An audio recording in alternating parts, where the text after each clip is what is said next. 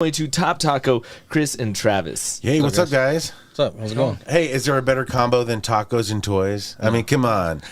So we came in here and out the box. You guys, Chris has been here before with his kids. Travis, this is your first time coming in here. But we said go pick out one of you guys' toys to bring to the not to podcast. keep, because the owner freaked out when Wig was like, go pick out a toy. Yeah, any toy you want. So I messed that up. But Most expensive. you just pick out a toy for the podcast. And then maybe you'll buy it. And maybe you'll buy it. What'd you get, Chris? I was into Ninja Turtles when I was a kid, so I picked up the truck that shoots pizzas out. Oh, okay. And then what'd you get, Travis? Slimer. Can't beat Slimer, man. Oh, man, that's awesome. Did you see the giant Slimer back here? You can actually buy it. It's like $900, but it's real deal. I don't know who made it, like the company that made it, but he actually has a butt. So like on the other side, butt. right, a Slimer butt. Yeah. If you were so inclined. Well, these guys have been partners, Gringos Tacos with I'm from Denver, and it's been fun to just kind of be partners with you guys because you guys are doing everything, man. You guys are in Power Field, you're at Coors Field, you're at places I can't say, you're at the Red Rocks. You guys are at Fiddler's Green. I mean, when you say places you can't say, is it because it's like Fight Club or something?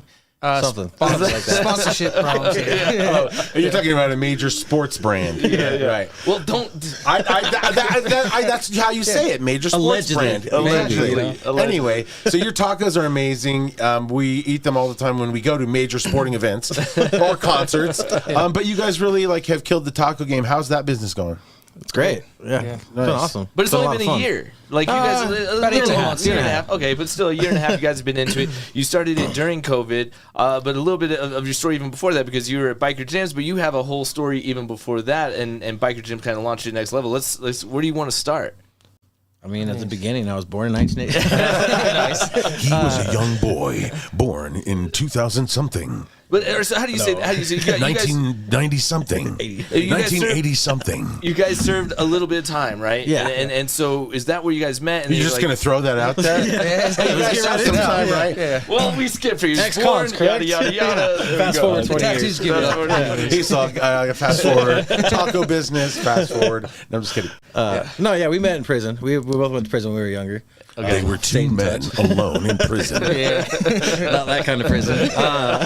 But no, we met when we were like 24, probably 25, somewhere around there. It's been 11 years ago. Okay. He's out by a couple years. Yeah, he's not that young. Whatever, dude. But so you guys met in there, and you guys decided to think of a business in there. No, Okay. No, I got out way before he did. Yeah. Okay. So I've been out for about 10 years now. I got a job at Biker Gyms when I got out. I was in a half house. Jim hired me. Worked my way up from kitchen to GM. I was a GM there for about 7 years. And Biker Gym started in Colorado, but they're famous worldwide. Yeah, he's got his stuff in Safeway now. Okay.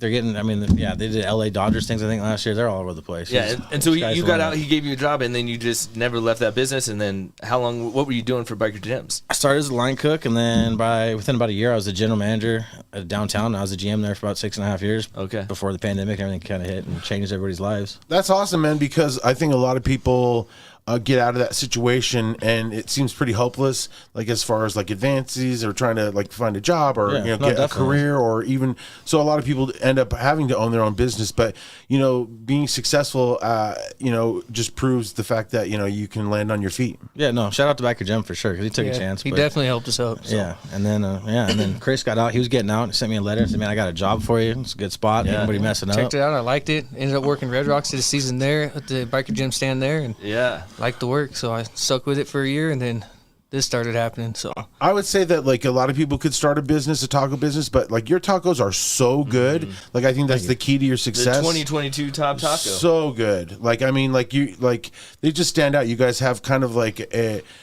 kind of tacos that you don't get everywhere. Well, yeah, it's one thing I took from Jim's. Jim's concept, it's unique sausages. You don't find rattlesnake anywhere, So you got to be set yourself apart from whatever else is going on. Rattlesnake? Oh, yeah. Wow. Rattlesnake's one of the best I've traced that. Rattlesnake and rabbit, and then it used to be rattlesnake and pheasant was really good, too. Okay. But I learned there, that sets them aside from, any other hot dog spot. Nothing For wrong sure. with them, but, Biker Jim's them on the map. brand.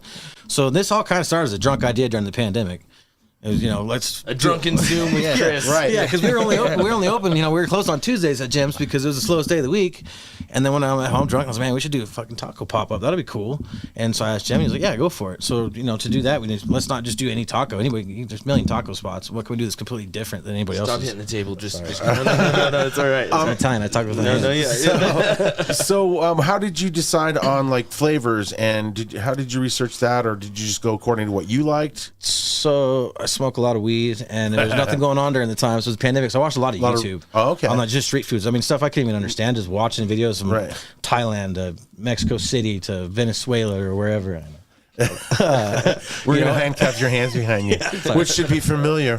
Well played. Well played. But yeah, I mean that's how it started. As far as concepts, it was like, what can I do that take a little bit of this, a little bit of that, and then a little bit of my idea to it. And Chris, what was your thought? You were just like, yeah, let's do it? Or? Oh, yeah, I was in on it. So I liked the work. I thought the idea was cool. I didn't know it would turn into anything, but I was down to try the pop-ups. And after the first day, we knew we had something because we had really good response. It was fun. I mean, we had some work to do. That first day was a little rough. But you guys just came up with I had to shank him. Yeah. I didn't really like that recipe. But what's the top taco? What was the one that won this year?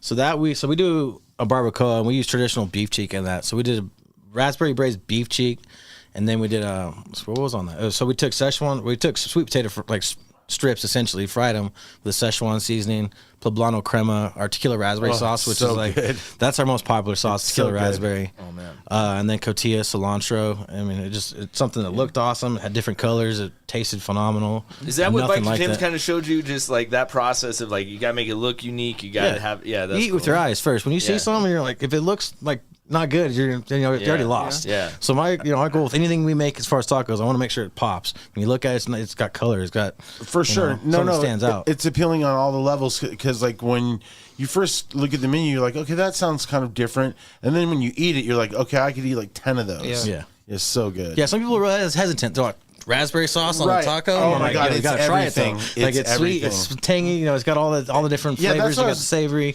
I was thinking because the flavors are so good that I was thinking that you either like hired out to get those together, but it was basically you just becoming a foodie. Yeah, essentially. Yeah. What's crazy is I followed these guys for the Broncos game, right? And so I watched them prep their food. You guys need to talk about that prepping process because there's days that lead into that, and then how much meat and all that are you actually serving in the game? A ton. It's a lot. Broncos Stadium's is a lot because we got the 4 different stands there. So you prep it for a couple days, right? Yeah, so I mean, there we got into where we can pretty much do it the day before. I mean, we start loading in the day before, so certain stuff. But yeah, it's a couple days before we start prepping for those. But we have so much going on; it's like a daily process. It's like a machine. It's like I get the tongue cheek ready or whatever, the fat cheek or whatever. Well, you said you walked like 15 miles or 20 miles. It's like a 20,000 step day at the Broncos because it's. Yeah.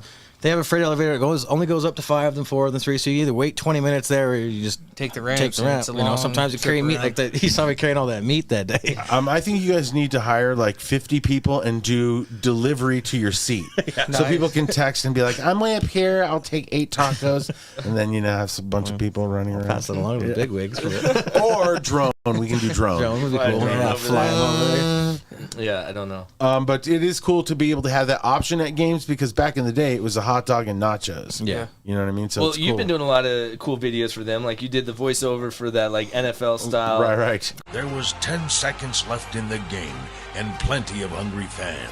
The Weenie Crew had a few stale dogs left over from the first quarter. But then came Gringos Tacos with their famous machete taco and chupacabra taco. The rest is history. The fans have spoken. Gringo Tacos for the win. That was awesome. Yeah, so what do you guys do now? You're at all these locations. Have people been just blown away by because I was that way, right? Like we just started working, hey, we need some marketing advertising. Cool, we've talked before. Let's get you on 9 from Denver. And then you're like, oh yeah, so we're at Empower Field, and then we're at the Rockies games, and then we're at Red Rocks. Like, do you guys have you blown people away? And then what's next to keep kind of shocking everyone? People are definitely blown away by it. I mean, I'm blown away by it. We got a trailer, and then Red Rocks was a thing because the one thing we got from Jim's was the experience and the relationships with all these other venues. Because he's at not all of them, but a good majority of the ones we're at. But yeah, it blows me away. I think everybody's kind of blown away because it's a year and a half and we're in 5 different places. Now, what's next? Because you're at all these locations. Do you have a goal, like kind of? We're hoping to add some locations at some of the spots we're at next season, which will bring on a lot more work, and then a food hall's like, well, that's my personal next goal for us is to get us into a food hall. What's a food hall? How's that work? Those it's like the modern day food court. It's like the milk markets and the different kind of they're all over the place. Oh my God, there's one in by Sloan's Lake over in that area. Yeah, that's what I'm talking about. Yeah, and they have this place that has like sliders, but they have these Korean French fries. They have like this French fries with Korean barbecue on it. And it is phenomenal. Nice. So if you go to the slider spot, so that spot that he's talking about, that's where you guys want to get into? No, there's a bunch of different ones. Like there's Golden Mill, which is really cool. It's like a brewery that has a lot of different food concepts, which are all really awesome. It's also a waiting game with a lot of these places. You got a lot of places, and we're not the only place trying to get into these spots. Okay. What's funny about what I've noticed about the food halls is some of them try to mix a little retail in there, and it's the weirdest retail. You're like, I'm going to go get a hamburger and some weird dry flowers or something. I think that's more of our style, too, than a brick and mortar, which maybe eventually we'll end up with one, but right now it's not on the plate. So you want to know what my idea is? All right, here's my idea. He's got a million of them. You take the old Taco Bell, those old buildings, and you Taco Bell buys that building back and fixes it up. It still has the same look, and then they serve all the stuff that they don't serve in the regular Taco Bells. All the stuff they discontinued. So you can finally get your Bell Beefer or your the Mexican pizza. Those are back now. Oh, okay. Well, if they have them, right, for sure. Well, we've been working on your guys' website. That is done. We're going to launch that here today. But everyone can access that, and one thing that we're doing on that is the blog. So we're gonna actually give away not the best of the best recipes. You guys got to keep that close to the best. But we're going to give away some recipes that people can actually follow on the website. We're going to throw them up on imfromdenver.com, so that way you guys can try it for yourself. And then when you go to a Broncos game or any game or show, you can find these guys. Can people hire you guys for like big events? And, we do caterings all the time. Okay. I love catering. How do they get in touch with you guys? You can just email us on on the website. There will be a link. Okay, I think. Yeah, there will be. Supposedly, allegedly. Yeah, we'll go check it out. Yeah. If not, well, I'm sure you guys do tons of big events where you're just like we've done some cool ones for sure. Yeah. Because that way it's like you don't have to, because I think with other places where you have to have sides and this and that, you walk away with a plate of 3 tacos, you're done. It's perfect. Well, you guys gave back for Battle of the Chef. That was a charitable cause. Yeah. And even won the Golden Ladle. What was it? Did they call it the Golden Ladle? Yeah. We won last year. Back to back. Yeah. No, that's Project Pay. Those guys are awesome. We love working with those people. They're good people. You guys do give back to a lot of the causes, even when you're donating the tacos. We like to be, we like to be part of the community. Yeah. Give back because we wouldn't be here without the community.